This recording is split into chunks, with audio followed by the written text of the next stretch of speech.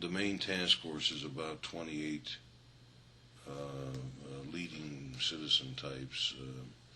There's some judges, some lawyers, some academics, some politicians, some business type people. The overall mission is to look at the entire system, how we do business, and see where we can change it for the better, given the fact we're going to have less money to support it. That's the premise. 4 committees were organized. One was the structure and resources of the court, which I chaired. It was 28 judges. We met for 10 months before we made our recommendations.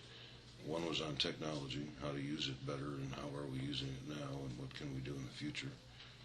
One was business impact. How can we facilitate business litigation and those sorts of things that come before the court, so that business would know what the rules are and how to get through court quickly if they have to come to court and all that sort of stuff.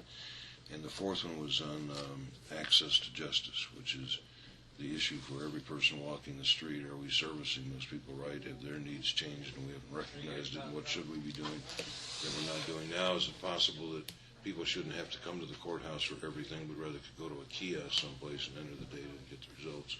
We're looking at all that. So those committees worked for about 9 months.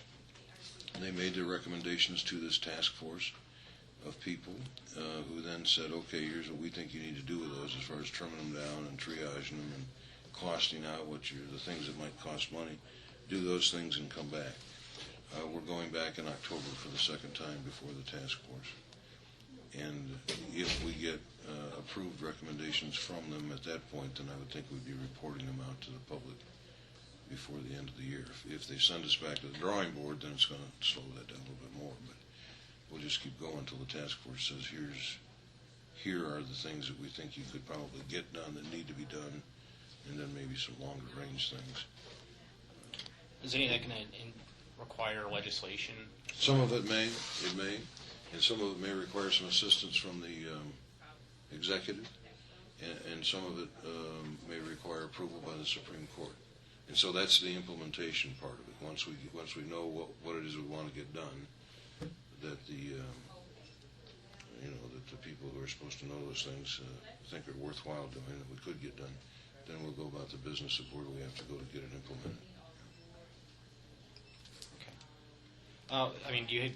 What kinds of changes do you possibly see coming? Well, in my area of structure and resources of the courts, one of the things that we've looked at is assuming the census comes back and says, guess what, you lost 1 million people in the state of Michigan, and the population is shifting around as a result and all that sort of stuff.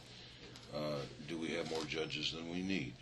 And if are the judges in the right places? And if we assume, which we do for the sake of an argument, that we may have more judges than we need, we're in a good position to reduce the number of judges by natural retirement because of the age factor of the judges. Within 10 years, there's 581 judges, trial judges in the state. Within 10 years, 209 of them are going to be aged out, so that gives us a very good opportunity to lower the number without having to cut people off in the middle of their career.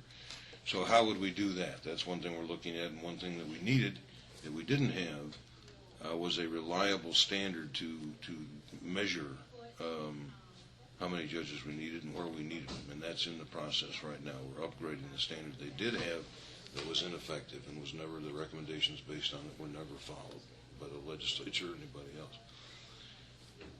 With this new set of standards, the judges will buy in, and hopefully that'll be the end of the argument. So they say we need 5 less judges, that's what's going to happen, and they'll tell us where. Okay? So that's one thing. If we do that, if those things occur, then we have to realistically look at the notion that the remaining force is going to have to stretch in some way in order to meet the need, because the need isn't going to go away. It may change, but it's still out there. So then what we're looking at and recommending is what we call concurrent jurisdiction courts, so that a district judge may be doing a probate judge's work someday if that's helpful for the system. Either of those judges may do some circuit work, or the circuit guy may come down and do that work. And we're not necessarily, so we're not going to be limited by subject matter jurisdiction. In that respect, a judge will serve as a judge. And we may not be limited by geography either.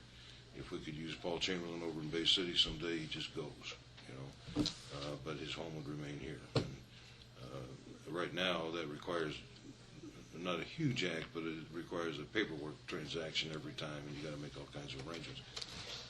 We want to be much more flexible about that. Can we bring functions of the court out to the public rather than having the public come to the court? And we're thinking in terms of the consumer complaint kind of resolutions, the landlord-tenant kind of stuff.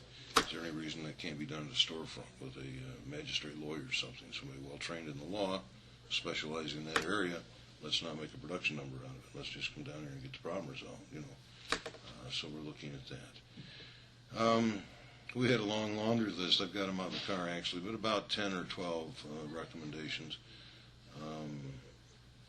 And the rest of them are not coming to my mind at the moment. And each of the committees had those types of recommendations, which is now what's before the task force. So, and one of the things, by way of example, in technology, we have, if there's ever a business that lends itself to technology, it's the courts as far as information retrieval, information storage, and information access. You would think that we would have the capacity in Michigan, if a ticket is issued someplace, to be able to track that all the way through, right down through the Secretary of State's office and all that. It doesn't exist. It doesn't exist in Michigan. There's no interconnectivity, and none of it ever connects to Lansing or anything like that. What we need is a single entry kind of system, so that if a ticket is written or if a lawsuit is filed, whatever that data that's put in there to start with can then be transferred to every other form it's needed for that individual having business before the court, which just saves tremendous amounts of clerical time and all that sort of stuff. And then to be able to know when a judge has got somebody in front of him, you know, you push the button and you can see, oh, the guy's got 5 warrants over here, you know, and he's supposed to be over there as well as here today, or he's got a completely blank record, and that'll tell you a lot too. You know, we don't have that capacity right now. So, what kind of what kind of cost savings are you looking at here? Because I think that's probably top on everybody's list. it is top on everybody's list, and that's what slowed us down from the first meeting with the task force to this one, is trying to cost out these things. Some of them are millions. Some of them cost millions. If you're going to do a unified, appropriate technology piece, the startup cost of that is substantial. The savings at the back end can be huge too. So I would say millions of dollars can be saved. Some money's got to be spent in advance. And coming to that formulation and that approximation of costs and stuff is where we've been kind of slowed down at the moment. But we're getting toward the end of it. And they'll be able to tell you at the state bar very soon if they can't tell you today, because that's exactly what we've been working on.